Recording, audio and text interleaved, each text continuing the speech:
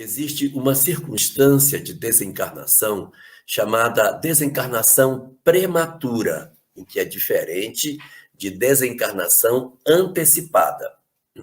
A desencarnação prematura acontece quando a criatura humana desencarna numa data, numa época, numa idade que nós não esperávamos que isso acontecesse. Muito jovens, sem ainda muita possibilidade de nós esperarmos que aquilo fosse acontecer na existência humana, então, com poucos dias, poucos meses, poucos anos, de repente, o indivíduo se vê devolvido ao mundo espiritual.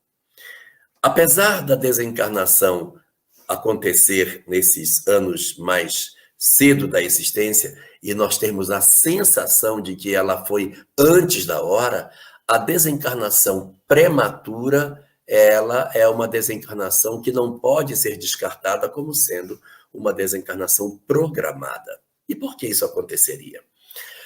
Isso acontece porque muitas vezes determinadas criaturas que encarnam na Terra trazem ainda muitas lesões espirituais de seu passado.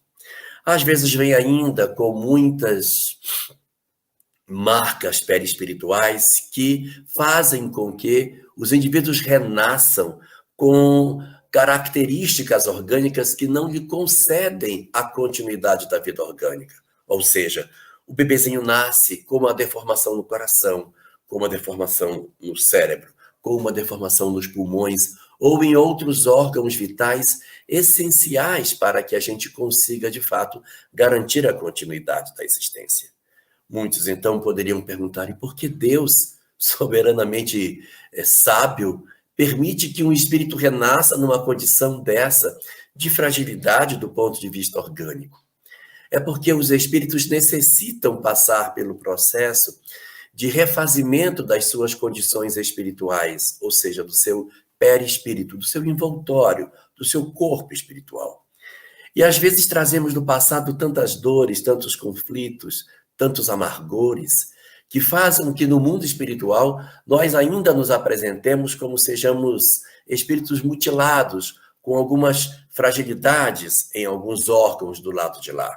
Então, quando nós vamos renascer, nós temos uma tendência a, de certa maneira, gerarmos corpos com algumas energias mal resolvidas na área desses órgãos que têm maiores fragilidades. Como consequência desse processo, nós renascemos com fragilidades que são necessárias. Os espíritos, então, renascem sabendo que não irão viver muitos anos, que suas existências serão curtas, porque o corpo não vai ter condição de expressar plenamente o espírito.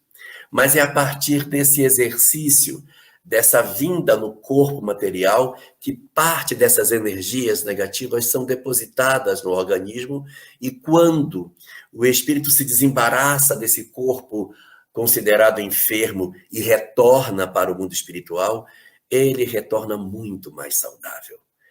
Essas encarnações, esses mergulhos na carne, ainda que por um tempo muito curto, eles são extremamente benéficos para a recomposição perispirítica das criaturas. Assim, nós vamos renascer, temos, por exemplo, uma existência curta na qual, ao retornarmos ao mundo espiritual, deixamos naquele corpo que nos recebeu boa parte das imperfeições que teríamos e nos programamos para uma próxima encarnação, já em melhores condições espirituais e com perspectivas muito mais positivas de uma existência mais duradoura. É como diz na obra O Pensamento de Emmanuel, de Martins Peralva, o corpo serve como se fosse uma espécie de mata-borrão do espírito, em que ele absorve as energias ruins, permitindo que a alma, nas encarnações sucessivas que ele vai tentando e que os homens enxergam como se fossem erros, na verdade são excelentes acertos do ponto de vista espiritual, preparando o espírito para voos mais altos rumo à felicidade. Dessa maneira, portanto, até mesmo essas encarnações curtas que fazem em nós tantas experiências dolorosas, elas decorrem do processo da misericórdia de Deus, reprogramando seus filhos para que eles tenham acesso à felicidade. De outras vezes, As tarefas que esses companheiros tinham para realizar na Terra estão conclusas. Unir seus pais, promover mudanças em seus familiares, e a partir do momento que esses espíritos concretizam as suas missões, eles estão habilitados para retornar ao mundo espiritual. Lembremos que Deus, conforme a questão 938A do Livro dos Espíritos, não é Deus dos homens. Deus não é simplesmente Deus dos encarnados.